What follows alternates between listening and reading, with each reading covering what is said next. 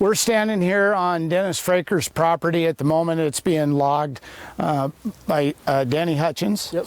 And he was wanting to know from me if he could possibly have access through my property to log this, and I've talked to him about it, and I'd be more than happy to help him if I could. I'm anxious to actually get this property cleared. I'm glad that Dennis Fraker's doing it. It'll make Pinecreek look even better. And so what are some of your thoughts on it? Well, I'm hoping to have this part finished up. I'm hoping by July, and then I'm going to make my way back, and then I'm going to jump onto your place.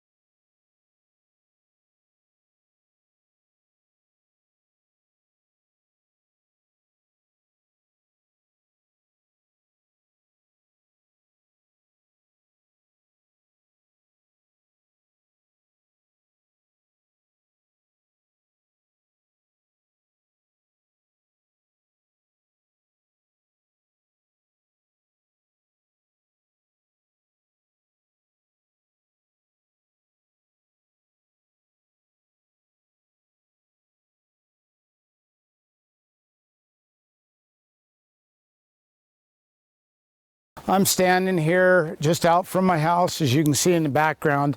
These are all trees that were impacted from the fire, but I had very high hopes of them surviving, or most of them surviving. And as you can see, 3.5 years later, that those hopes are pretty much gone. The reality is these trees are dead, and the ones that do look still maybe like they're alive, the question is, will they survive in the future? As you can see how difficult it's going to be to remove these trees.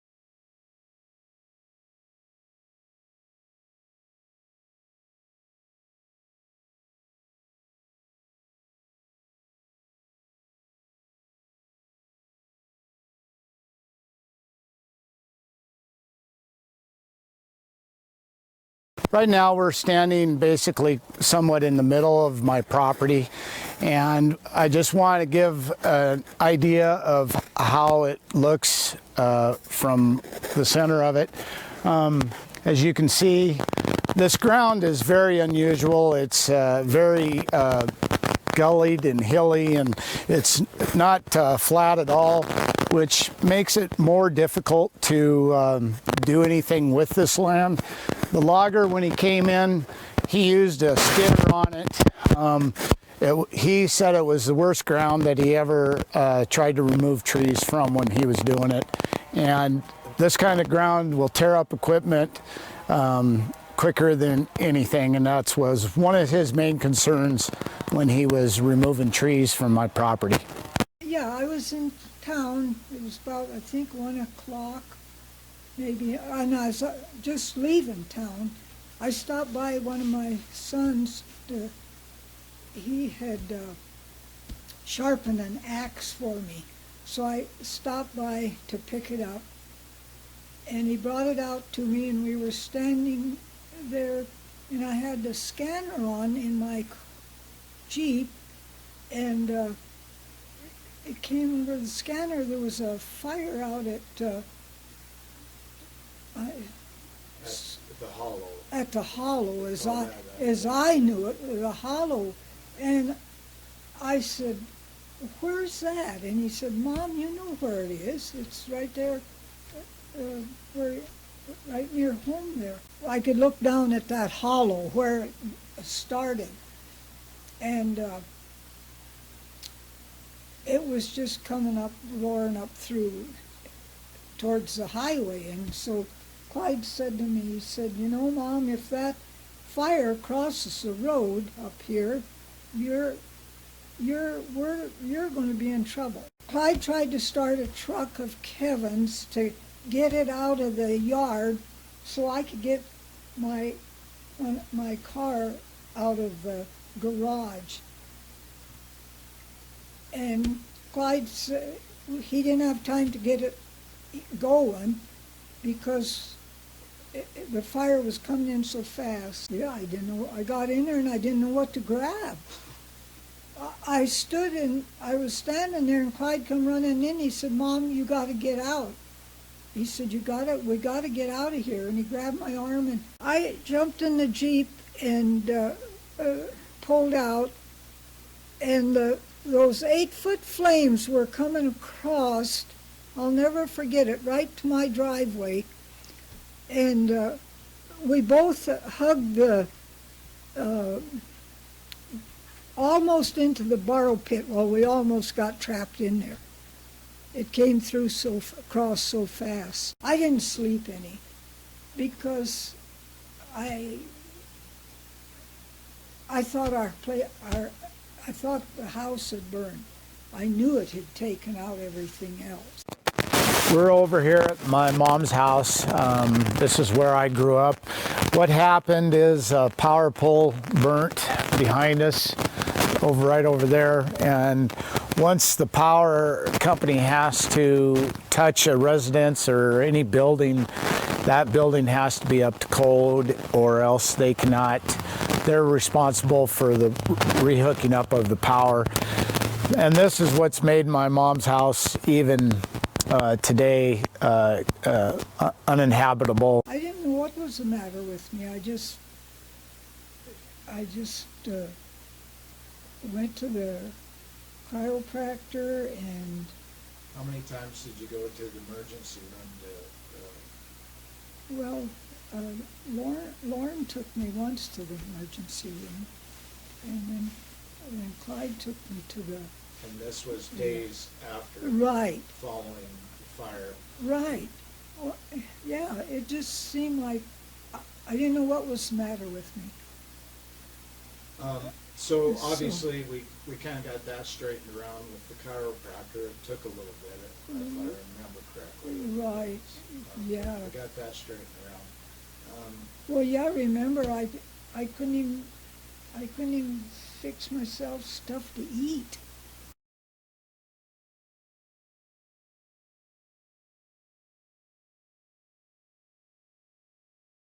And nobody has any idea what a fire, it just, even today, I even had to buy an axe and a shovel after I got to town.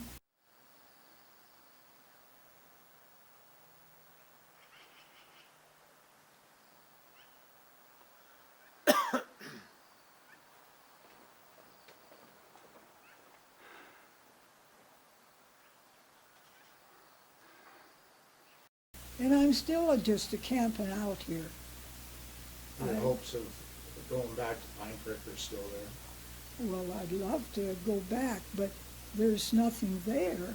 I don't know what more we can say about the fire. It's really hard to, I think, unless you go through something like this, or if you've been a victim of something, it's hard to understand what my family has gone through. My wife, I didn't want Courtney to give a view of her side of the fire. I just, I don't think it's necessary. I feel it's been difficult for both Courtney and I. It's hard on a marriage. I mean, it's just been difficult. Courtney, of course, wants, you know, everything put back, and I do too. It's just, but it's paralyzed me. It's hard to sometimes even move. It feels like it just is so overwhelming what has to still be done.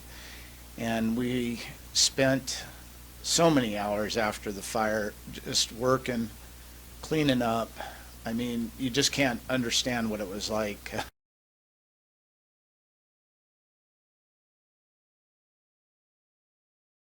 Lost a lot of, I guess, my interest in finishing our house. I need a driveway off my garage still. We still have a lot of yard to put in. It's just been really hard to put more money into our house. It's a brand new home. We built it in '08. It's been devastating, and I don't think I can say any more about it. I'm just anxious to have this over with, and Mom and I were just talking how painful it is to relive it and to think about what we lost, because we lost so much. It's